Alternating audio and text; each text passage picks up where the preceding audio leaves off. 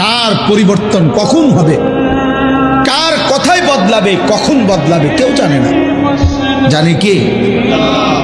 ফুজাইল ইবনে ইয়াজ বড় ডাকাত সর্দার ছিলেন।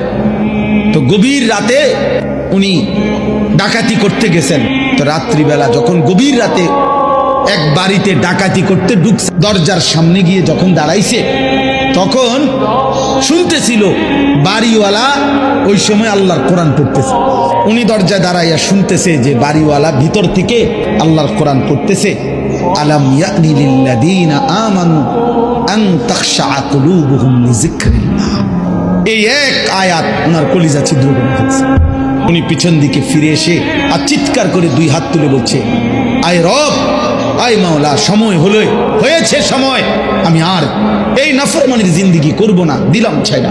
তখন তিনি ওই সময় রাত্রে তো আল্লাহর কাছে এক ফোঁটা চোখের পানি ফেলতে ওনার মন চাইছে, তওবা করবে, মাফ চাইবে, আজকে গুনাহ ছেড়ে দিবে। তখন উনি তওবা করে সরাসরি হিজরত করে আল্লাহর ঘর মক্কায় চলে আসছে, আর বাকি হায়াত কাবার পাশেই উনি জীবন কাটাইছে। এরপরে উনি হইছেন সাইয়্যিদুল আউলিয়া, আউলিয়াদের সর্দার।